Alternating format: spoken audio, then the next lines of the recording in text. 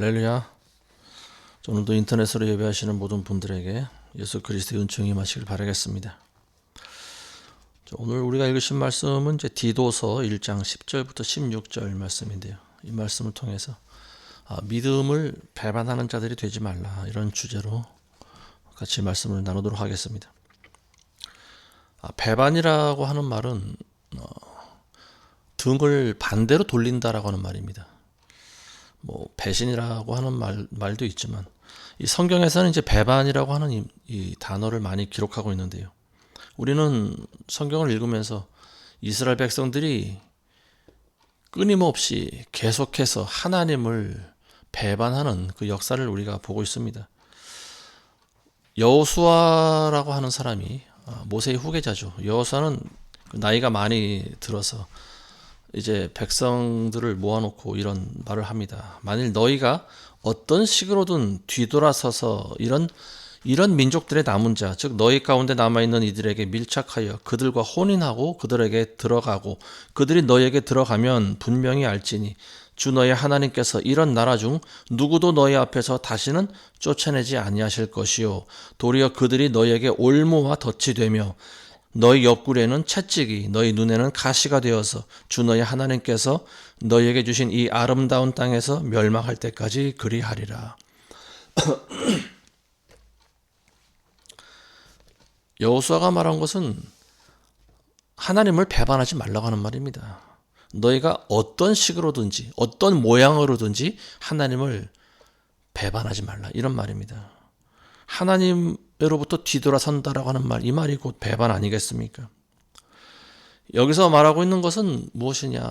이방인들과 결혼하지 말라고 하는 말입니다. 이방인들과 결혼하다 보면은 그들의 영향을 너희가 받게 된다라고 하는 것이고요. 결국은 그들이 믿는 우상으로 이끌려 간다라고 하는 말입니다. 우상 숭배하는 것이고 하나님을 배반하는 것이 다른 게 배반이겠습니까? 모세에게도 하나님께서 이렇게 말씀하셨는데요. 보라, 네가 내 조상들과 함께 자려니와 이 백성은 그들이 가서 그 가운데 거할 그 땅의 이방신들을 쫓아 음란한 짓을 하러 가리니 나를 버리고 내가 그들과 맺었던 내 언약을 어길 것이니라. 하나님께서는 이스라엘 백성들을 요단강 건너서 이제 가나안 땅으로 들어가게 하셨지만요. 그곳에 가서 하나님께서는 백성들이 당신을, 하나님을 배반할 거라고 하는 사실을 이미 알고 계셨어요. 그렇지만 하나님은 그 땅에 들어가는 걸 허락하셨습니다. 이 하나님의 말씀과 같이 아니나 다를까 이스라엘 백성들은 조금만 시간이 지나면 하나님을 배반합니다. 그리고 하나님의 시기와 질투를 계속해서 유발시켰습니다. 그리고 결국 바벨론의 멸망을 당했죠. 이처럼 이 배반이라고 하는 것은 인간과 인간, 그리고 인간 대 하나님, 그 어떤 대상과도 결국 상대방의 그 신뢰를 무너뜨리는 그런 악한 행위라는 것을 우리가 알 수가 있습니다. 오늘 본문 말씀 보시면 이 바울이 크레테라고 하는 그 지역에서 목회를 하고 있던 그 디도, 자기 제자 디도에게 경고하고 있습니다. 크레테 사람들의 그 한마디로 질이 나쁘다라고 하는 말입니다. 특히 크레테 사람 중에서도 이 할레파 사람들에 대해서 이야기하고 있는데요. 이 할레파라고 하는 것이 어떤 사람들인가 하면은 구원을 받는 데 있어서 오직 예수 그리스도의 은혜로 구원받는다. 예수님을 믿을 때 오직 그리스도의 은혜로 구원받는다라고 하는 것을 우리는 굳게 믿고 있죠. 근데 이 할레파는 거기에 하나를 더 추가시킵니다. 할례까지 받아야 된다. 할례를 받아야 온전한 구원에 이를 수 있다. 이렇게 주장하는 사람들이죠. 이 할례파 중에는 불복종하고 그리고 헛된 말을 하는 속이는 자들이 많이 있다. 이렇게 바울이 이야기하고 있습니다. 심지어는 바울도 이 말에 동의를 하고 있는데요. 이 크레테인들의 조상 가운데서도 그런 말을 했다라고 하는 거예요. 이 사람들은 옛날부터 거짓말쟁이고 악한 짐승들이고 게으른 탐식가들이다, 이렇게 그들의 선지자들이 이야기했다는 거예요. 그리고 바울은 이 말에 동의를 했습니다. 이단들의 목적이라고 하는 것은요, 진정한 그 교리를 전파해서 진리를 전하는 데 있지 않습니다. 그들의 진짜 목적은 타인을 속이든지 희생시켜서 부당한 이익을 취하는 거죠. 그래서 바울이 이렇게 이야기합니다. 오늘 말씀 11절에 보시면은요. 더러운 이익 때문에 가르쳐서 안 될 것들을 가르쳐서 집들을 온통 뒤집어 놓는 그들의 입을 막아야 될 것이니라. 할레파라든지 뭐 이단이라든지 이런 사람들의 목적은 어디 있냐 하면은요. 하나님을 사랑하는 데 있지 않습니다. 그들의 목적은 이익에 있습니다. 더러운 이익 때문에 하나님을 배반하는 자들이 있다라고 하는 말입니다. 자기의 이익을 얻기 위해서 상대방의 신뢰를 배반하는 그런 행위, 비난받아야 마땅한 거죠. 우리도 한번 살펴볼 필요가 있습니다. 예수님께서 씨 뿌리는 그 비유를 말씀하셨는데요. 첫 번째 씨앗은 길가에 떨어지는 씨죠. 이 씨는 떨어지자마자 마귀가 와서 바로 그 씨를 쪼아 먹습니다. 새가 와서 쪼아 먹는 거죠. 마귀가 와서 바로 말씀을 빼앗아 가는 거예요. 그러니까 이 길가에 떨어진 씨라고 하는 것은 믿지도 못하고 구원받지도 못한 그런 상태죠. 그리고 두 번째 씨는 어디에 떨어지냐면 이제 돌 위에 떨어진 씨입니다. 돌이나 바위 위에 떨어진 씨인데요. 누가복음 8장 13절에 보시면은 이렇게 설명하고 있습니다. 씨가 바위 위에 떨어졌다는 것은 말씀을 듣고 기쁨으로 받아들이지만 뿌리가 없으므로 잠시 믿다가 시험 받을 때면 떨어져 나가는 자들이라. 자, 이 두 번째 경우 씨가 돌 위에, 돌이나 바위 위에 떨어진 경우는 뿌리를 내리지 못한다라고 하는 말인데요. 뿌리가 없기 때문에 결국은 믿음이 없는 상태다라고 하는 말과 똑같은 거예요. 처음에는 잠시 믿는 것 같지만 시험이 닥쳐오면은, 어려운 상태가 다가오면은요, 저울질하는 사람들이라고 하는 말입니다. 과연 내가 이 불이익을 당하면서까지 내가 믿음을 지켜야 할까? 이걸 저울질하고 있다라고 하는 거예요. 그 기준이 어디 있어요? 바로 나에게 있죠. 내 이익과 관련이 있는 사람들입니다. 시험 환란이 다가오면 언제든지 그리스도를 배반하는 사람들이, 결국은 믿음이 없는 사람들이죠. 믿음의 뿌리가 애초에 내리지 못했기 때문에 이런 사람들이 생겨나는 거죠. 그리스도로부터 떨어져 나가는 거예요. 어떤 성경에 보면은 시험 받을 때 변절하는 자들이다 이렇게 나와 있어요. 변절, 배반한 자들이다라고 하는 말입니다. 자, 그리고 세 번째 경우가 이제 가시떨기에 씨가 떨어졌는데, 이 가시떨기는 말씀을 듣기는 들어도 이생의 염려와 그리고 부의 쾌락에 억눌려서 이 온전함에 이르는 열매를 맺지 못하는 자들이다 이렇게 말씀하고 있습니다. 그리고 마지막으로 이제 좋은 땅에 떨어진 씨가, 이런 씨들이야말로 정직하고 선한 마음으로 말씀을 듣고 지켜서 인내로 열매를 맺는 자들이다라고 하는 거죠. 첫 번째는 뭐 말할 것도 없고, 두 번째나 세 번째 경우 돌 위에 떨어진 씨나 아니면 가시떨기에 떨어진 씨나 결국은 한 가지예요. 열매를 맺지 못한 것이고요. 믿음이 없는 사람들이다라고 하는 거고, 이런 사람들은 언제든지 믿는 척하지만 그리스도를 배반하는 사람들이다. 배신하는 사람들이다라고 하는 거예요. 크리스찬들은 시험 당할 때 오히려 기뻐할 줄 알아야 됩니다. 사도들이 그랬어요. 붙잡혀서 고문당하고 채찍질 당할 때, 감옥에 갇혀 있을 때 그 사람들은 오히려 기뻐했어요. 왜냐하면 나를 통해서 내가 그리스도인이라고 하는 증거가 나타났기 때문에 그렇습니다. 저 사람들이 나를 왜 채찍질할까요? 내가 크리스찬이라고 하는 거예요.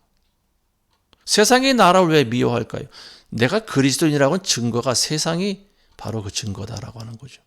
그러니까 나를 통해서 내가 핍박받고 곤욕을 치를 때 오히려 우리는 그걸 기뻐하고 즐거워할 줄 알아야 된다라고 하는 거예요. 이게 진정한 그리스도인의 모습입니다. 근데 시험이 닥치면 많은 사람들이 어떻게 해요? 저울질을 한다. 나에게 이런 불이익이 따르지 않을까? 에이, 안 되겠다. 세상이 시키면 시키는 대로 하고 잠잠히 있자. 이게 오늘날 많은 교회들의 모습 아닌가요? 코로나 때도 그랬고 지금도 마찬가지입니다. 세상이 나를 어떻게 바라볼까? 이게 그 사람들의 주요 관심사예요. 근데 진짜 그리스도인들은 그러면 안 됩니다. 세상이 나를 미워하고 핍박하는 게 오히려 당연하다고 여겨야 된다라고 하는 말입니다. 그리고 많은 믿음의 선진들이 그런 삶을 살다 갔어요. 심지어는 순교까지 당합니다. 기쁨으로 그들은 순교를 택했어요.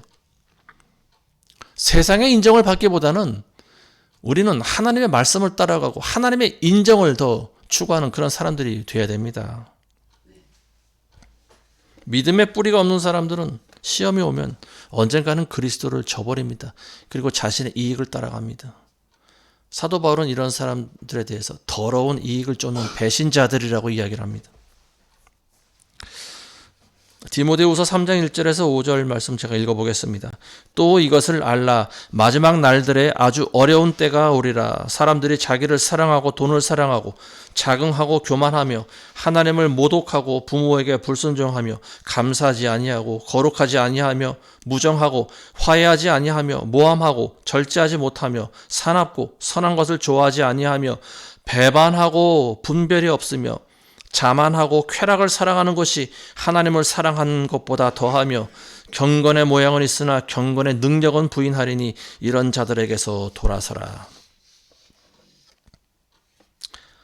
바울이 디모데에게 말한 것도 역시 디도에게 말한 것과 별반 다르지 않습니다. 마지막 때는 더러운 이익을 쫓는 배신자들이 교회 안에서도 많아진다라고 하는 말이에요. 디모데후서 3장 4절 말씀이 배반하고 분별이 없으며 자만하고 쾌락을 사랑하는 것이 하나님을 사랑하는 것보다 더하며, 하나님보다 이익을 추구한다라고 하는 말이에요. 쾌락을 하나님 사랑하는 것보다 더 추구한다. 이익을 쫓아가는 겁니다. 이런 사람들이 배반자예요. 배신자들입니다. 하나님보다 여러분들의 이익을 더 추구하지 마시기 바랍니다. 세상을 하나님보다 더 사랑하지 마시기 바랍니다. 아무리 어려운 때가 오더라도 여러분들 저울질하지 마시기 바랍니다. 하나님을 저울대 위에 올려놓지 마시기 바랍니다. 하나님은 우리의 모든 것이 되시는 분이고요. 하나님은 우리의 영혼을 지옥에까지 멸하실 수 있는 분입니다. 근데 그런 분을 우리의 저울대 위에 올려놓는다고요? 이게 말이 안 되는 거죠.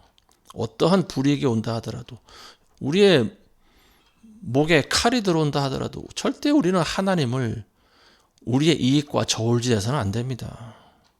세상은 우리에게 요구를 하죠. 하나님을 배반해. 자꾸만 하나님을 배신하라고 합니다. 하나님을 저울대 위에 올려놓고 내 이익과 한번 비교를 해보라고 합니다. 저울질 해보라고 합니다.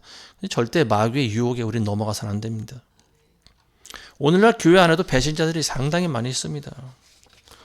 가시떨기에 떨어진 씨처럼 말씀을 항상 듣고는 있어요. 근데 이 사람들의 마음속에는 무엇이 있습니까? 이생의 염려가 있어요. 그리고 부의 쾌락이 항상 있다라고 하는 거죠.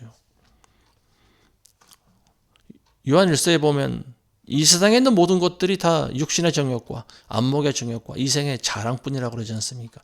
말씀은 항상 듣기는 듣는데 그런 것들이 내 마음 안에 꽉 차 있다라고 하는 거예요. 그러니까 이런 사람들은 온전함에 이르는 열매를 맺지 못한다라고 하는 거예요. 온전한 그리스도인들은 어떤 그리스도인인가 하면은요, 온전한 열매를 맺어야 되는 거예요. 근데 항상 이생의 염려와 어떤 부의 쾌락에만 집중되어 있는 사람들은 열매를 맺지 못한다라고 하는 거예요. 믿음이 없는 상태와 똑같은 거예요. 그리고 돌 위에 떨어진 씨처럼 불이익이 따르면 언제든지 하나님을 배반할 수 있는 그런 사람들이다라고 하는 거죠. 하나님을 배신한다라고 하는 것의 의미는 결국 하나님의 말씀을 부인하는 것과 똑같습니다. 자, 히브리서 12장 25절 보시면 너희는 말씀하시는 그분을 거절하지 말라. 그들이 땅에서 말씀하신 일을 거역하고서도 피하지 못하였거늘 하물며 우리가 하늘에서 말씀하시는 그분에게서 돌아선다면 어찌 더 피할 수 있겠느냐. 예수 그리스도는 말씀이시죠. 로고스가 되십니다. 그분은 초림 때부터 지금까지 우리에게 계속 말씀하고 계시는 분입니다. 근데 이 히브리서 기자는 우리에게 그렇게 말씀하고 계세요. 너희는 말씀하시는 그분을 거절하지 말라. 그분을 배반하지 말라는 말이에요. 예전에 예수님이 초림하셨을 때 이 땅에 오셨죠. 그때 유대인들이 그분을 배반했습니다. 십자가에 못 박아 죽였어요. 그리고 그 화가 2000년 동안 이스라엘 민족들에게 계속 임했죠. 심판이 임했습니다. 예수 그리스도를 따르지 않는 자들은 예수님의 하나님의 심판을 면하지 못했습니다.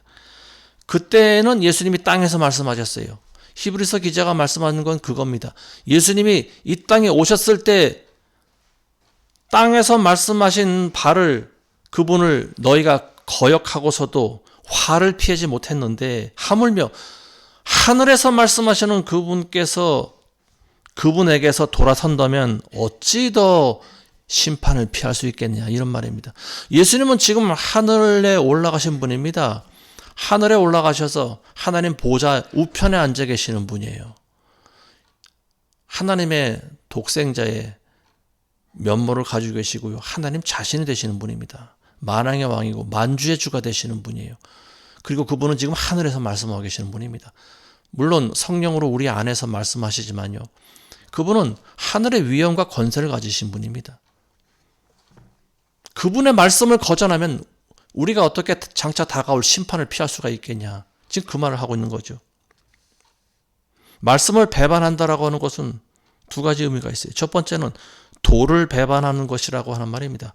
도라고 하는 것은 우리가 구원과 관련된 도리를 이야기하고 있는 거죠. 예수님께서 나는 길이요 진리요 생명이니 나로 말미암지 않고는 아무도 아버지께로 올 자가 없느니라. 절대 진리죠. 이 말씀이 절대 진리입니다. 예수 그리스도를 통하지 않고서는 아무도 구원받을 수 있는 사람이 없다라고 하는 말이에요.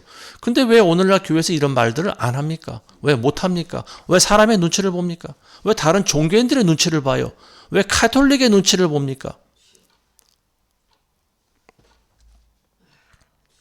그리스도 외에는 구원이 없습니다.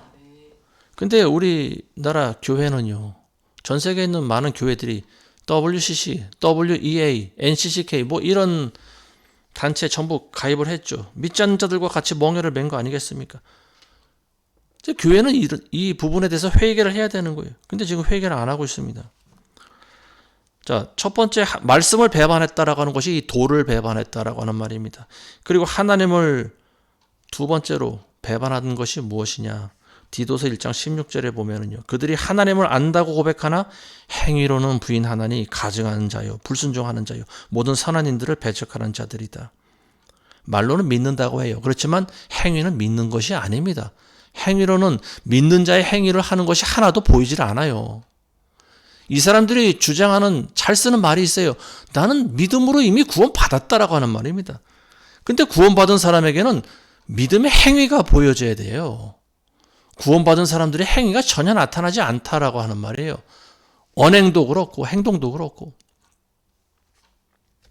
하나님 말씀대로 살아가지 않는다라고 하는 거예요. 그 결국은 구원받지 못한 사람들이다라고 하는 말이죠. 많은 교인들이 말씀대로 살아가지 않아요. 말씀을 듣기는 들어도 자기가 결국은 하고 싶은 대로 살아간 사람들입니다. 이 사람들에게는 도덕도 없고 질서도 없고 양심도 없어요. 그러다 보니 어떻게 됩니까? 날마다 말씀을 듣기는 듣지만 결국은 가지떨기나 돌 위에 떨어진 씨와 똑같은 거예요. 열매를 맺지 못합니다. 열매를 맺지 못하는 나무가 어떻게 구원받을 수 있겠습니까? 마지막 때에 예수님께서 열매 맺지 못하는 나무마다 도끼로 찍어서 불 속에 던진다고 그랬어요. 근데 왜 이 말을 인정하지 않는 겁니까? 왜 이 말을 왜 우리에게 적용시키지 않는 겁니까? 예전에 은혜를 받은 사람들 가운데서도 심지어는 그런 경우가 있어요. 그리스도를 배신하는 자들이 있다라고 하는 말입니다. 히브리서 6장 4절을 보시면은요. 한번 깨우침을 받고 하늘의 선물을 맛보며 성령의 동참자가 되고 하나님의 선한 말씀과 오는 세상의 능력을 맛본 자들이 만약 떨어져 나간다면 다시 새롭게 하여 회개할 수 없나니 이는 그들이 스스로 하나님의 아들을 다시 십자가에 못 박아 공개적으로 조롱함이라. 실로 무서운 구절입니다. 하나님을 알고도 배반한 자들에게는 자비가 허락되지 않는다라고 하는 거예요. 스스로 떨어져 나가는 거예요. 이런 자들 하나님의 은혜도 알고 성령도 알고 말씀도 아는 자들이에요. 근데 스스로 떨어져 나가는 자들이 있어요. 배반자들이라고 하는 말이죠. 하나님을 몰랐을 때는 상관이 없습니다. 그렇지만 깨우침을 받고 성령의 은혜까지 맛본 자들이 떨어져 나간다면 다시 그들을 회개시킬 수 있는 제사가 없다라고 하는 말이에요. 고의적으로 그리스도를 부인하는 행위, 떨어져 나간다라고 하는 것이 그거예요. 내가 다 아는데도 떨어져 나간다라고 하는 것은 고의적으로 하나님을 부인하는 자들이 있다라고 하는 거예요. 그런 자들이 과연 있을까? 그런 생각이 듭니다. 그렇지만 만약 그런 자들이 있다면은 이런 자들은 다시 회개시킬 수도 없고 이런 자들을 위한 그리스도의 제사는 없다라고 하는 말입니다. 그리고 그런 사람을 위한 제사가 있다라고 하면 결국 예수님을 십자가에 2번 못 박는 결과를 가져온다라고 하는 거죠. 하나님께서는 오늘날 진짜와 가짜가 누군지를 지금 구분하고 계십니다. 계시록 3장 8절에 보시면 내가 너의 행위를 아노라. 보라, 내가 네 앞에 열린 문을 두었으니 아무도 그것을 닫을 수 없노라. 이는 내가 적은 능력을 가지고서도 나의 말을 지켰고 내 이름을 부인하지 아니하였기 때문이라. 빌라델비아 교회에 주시는 말씀이죠. 내가 적은 능력을 가지고서도 나의 말을 지켰다. 그리고 내 이름을 부인하지 아니하였기 때문이다. 네가 적은 능력을 가지고서도 나를 배반하지 아니하였기 때문에 내가 너에게 열린 문을 두었다라고 하는 말입니다. 열린 문은 구원의 문입니다. 우리는 빌라델비아 교회 교인들처럼 살아가야 됩니다. 비록 큰 능력은 없어요. 병 고치는 능력도 잘 안 나타나고 신의 은사도 없고 귀신 쫓아내는 은사도 없고 방언의 은사도 없고 예언의 은사도 없고 이런 눈에 보이는 은사들이 없어요. 그럼에도 불구하고 우리는 적은 능력을 가지고서 예수 그리스도를 부인하지 말아야 됩니다. 이것이 어찌 보면 가장 큰 능력인지도 몰라요. 아무리 보여지는 은사가 많은 사람들이라 할지라도 누가 목에 칼을 대든지 예수를 부인하라고 하든지 아니면 자기에게 불이익이 닥칠 때 그리스도를 부인하면 이게 무슨 소용입니까? 성령의 은사가 무슨 소용입니까? 가장 큰 능력은 그리스도를 배반하지 않는 거예요. 예수님을 부인하지 않는 겁니다. 어떤 불이익이 주어진다 하더라도 하나님의 말씀을 따라가는 사람들입니다. 이런 사람들이 가장 능력이 있는 자들이에요. 잠언서 15장 10절에 보시면요. 이런 말씀이 있어요. 길을 저버린 자에게는 징계가 슬픔이고 책망을 싫어하는 자는 죽으리라. 길을 저버렸다라고 하는 것은 절대 진리, 길이신 예수님을 부인하는 것이라고 하는 거죠. 그런 자들에게는 징계가 따른다라고 하는 거예요. 우리는 오직 예수 그리스도만이 길과 진리와 생명이 되신다라고 하는 것을 절대 부인하지 마시기 바랍니다. 언제 어디서든지 이걸 우리는 강력하게 주장해야 돼요. 이게 없으면 우리는 그리스도인이 아니에요. 희석된 크리스찬일 뿐이에요. 물과 술을 섞어 놓은 것밖에 되질 않아요. 다른 종교를 인정하면은 그리스도인이 아닙니다. 이단자들과 똑같은 거예요. 저와 여러분들은 오직 예수 그리스도를 부인하지 마시고 하나님 말씀을 따라 살아가게 되시길 바라겠습니다. 절대 마음으로라도 주를 배신하는 일은 절대로 하지 마시기를 바라겠습니다. 욥기서에 보면은요, 욥이라고 하는 사람이 나오는데 이 욥은 자녀들이 많이 있었습니다. 그리고 때만 되면 사람을 보내서 그들을 성결케 했다고 나와 있어요. 그리고 그 이유가 뭐냐면은요, 혹시 내 아들들이 죄를 짓고 그들의 마음속에 하나님을 저주하였을까 하노라. 욥이 자기 자식들에게 끊임없이 사람을 보내서 그들을 깨우치고 성결하게 한 이유는 내 아들들이 혹시라도 마음으로라도 하나님을 배반할까 두려워서라고 이렇게 나와 있습니다. 우리는 마음으로라도 늘 그리스도로부터 떨어질까 항상 두렵고 떨리는 마음을 가지고 살아가야 될 줄로 믿습니다.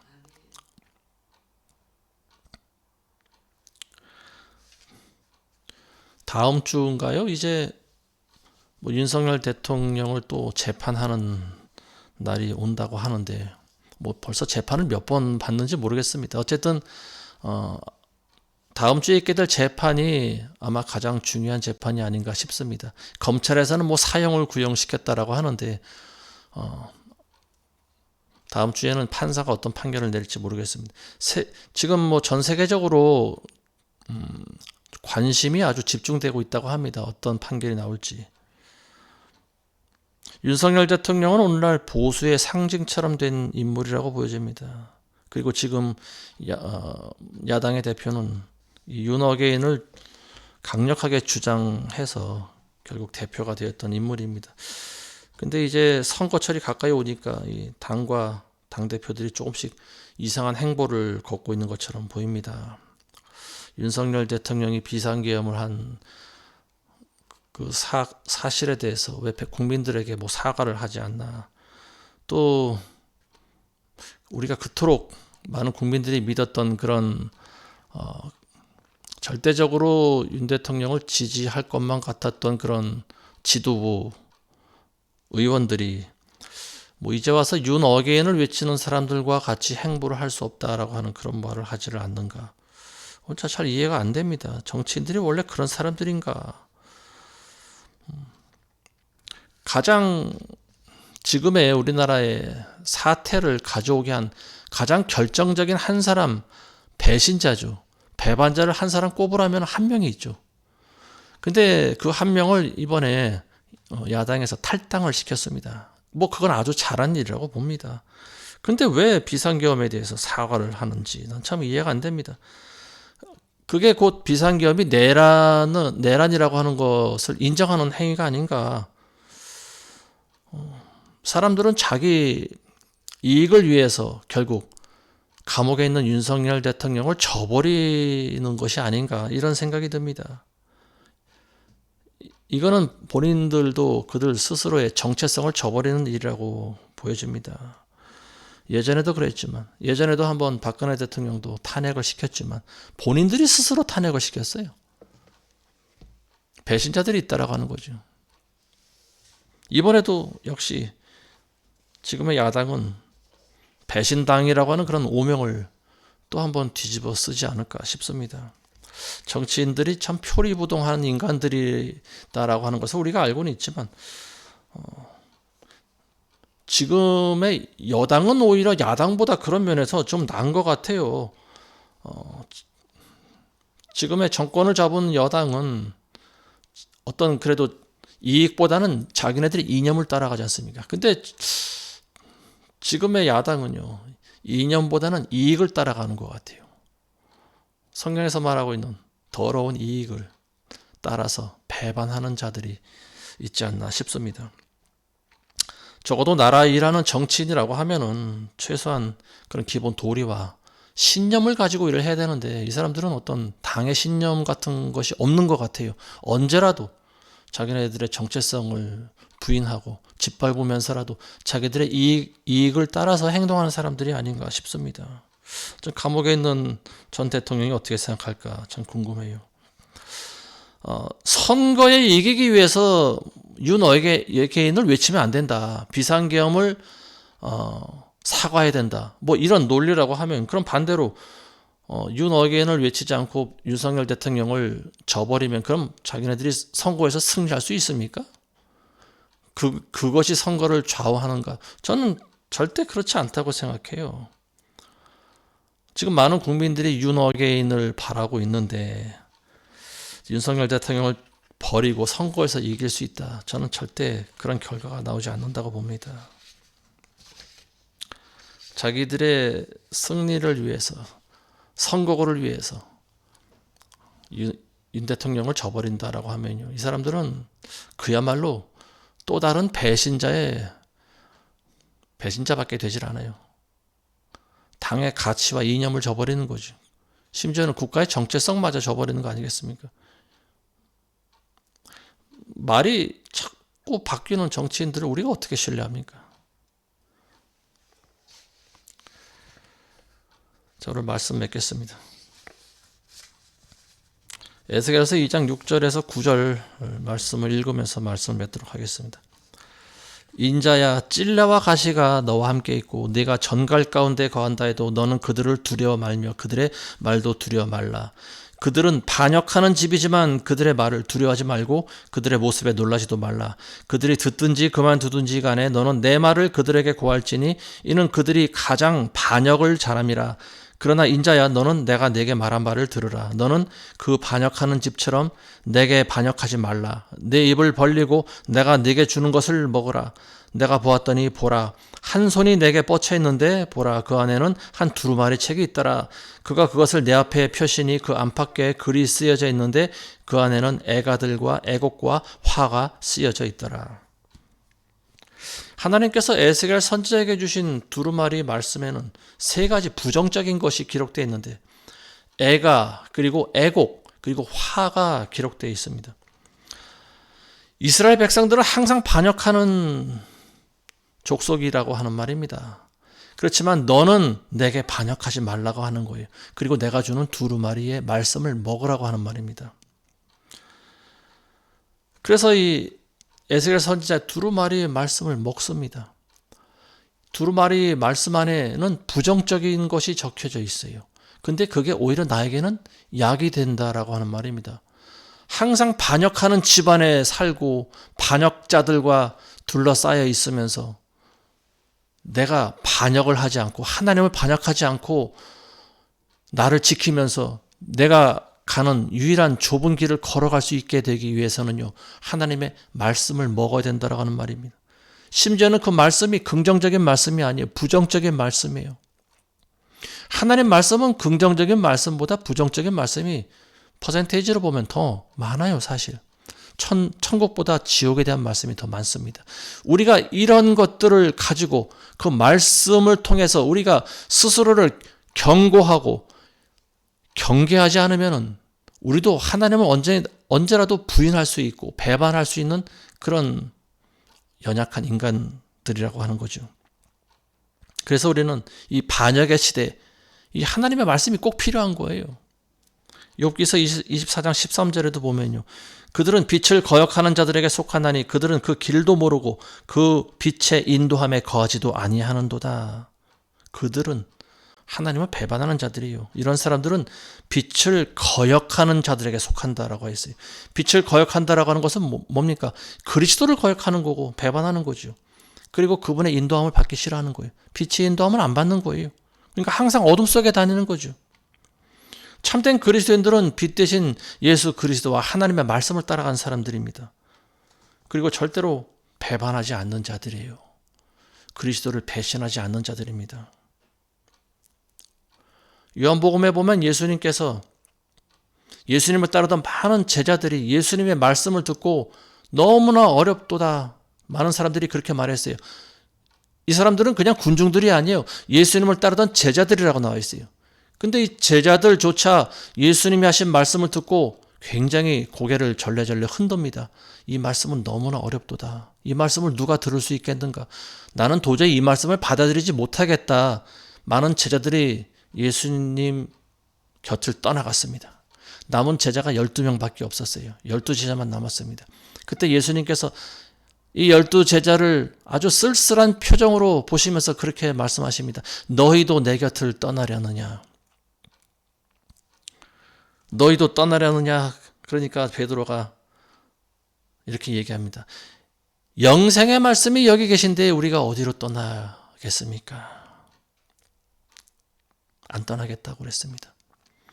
근데 그때 예수님이 한마디 하십니다. 내가 너희 12를 택하지 아니하였느냐? 그렇지만 너희 가운데 하나는 마귀니라. 12명 가운데 내가 12를 내가 다 전부 택했다라고 하는 말이에요. 근데 그 중에서도 한 명은 마귀다. 이런 말씀하십니다. 12명 중 한 명이 예수님을 배반하신다라고 하는 말이죠. 배반한다라고 하는 말이 가룟 유다죠. 가룟 유다는 은 30냥을 받고 예수님을 배신했습니다. 배반자예요. 오늘날 배반자의 아이콘이 된 사람이 바로 가룟 유다입니다. 오늘날 교회 안에도 배신자들이 같이 앉아 있어요. 같이 예배를 드려요. 알곡과 가라지들입니다. 근데 지금은 가라지를 뽑지 않는다라고 나와 있어요. 때가 되면 예수님께서 천사들을 보내셔서 가라지를 뽑을 때가 오실 줄로 믿습니다. 마지막 때 이 교회 배교로 말미암아서 여기저기 이런 배신의 모습들이 우리나라 안에서 많이 보이는 것 같습니다. 우리는 이 말씀을 듣는 저와 여러분들은 절대 하나님을 배신하지 마시기를 바라겠습니다. 사람은 배신해도 하나님은 우리를 배신하지 않습니다. 우리가 하나님을 배신함으로써 예수 그리스도를 2번 십자가에 못 박는 그런 어리석은 짓을 우리 모두는 하지 말게 되시길 바라겠습니다. 기도하겠습니다. 하나님 아버지, 이 세상은 너무나 타락하고 미혹이 많은 세상입니다. 심지어는 교회 안에도 배신이 난무하는 그런 세상입니다. 아버지, 마지막 때 어지럽고 타락한 세상을 속히 오셔서 심판해 주시길 간절히 축원합니다. 간절히 소망합니다. 하나님, 이 땅이 심판 가운데 있을지라도 자비와 긍휼을 베풀어 주시고 한 명이라도 더 그리스도 오시기 전까지 구원받아 천국 백성이 될 수 있도록 인도하여 주시옵소서. 예수님의 이름으로 기도드리옵나이다. 아멘.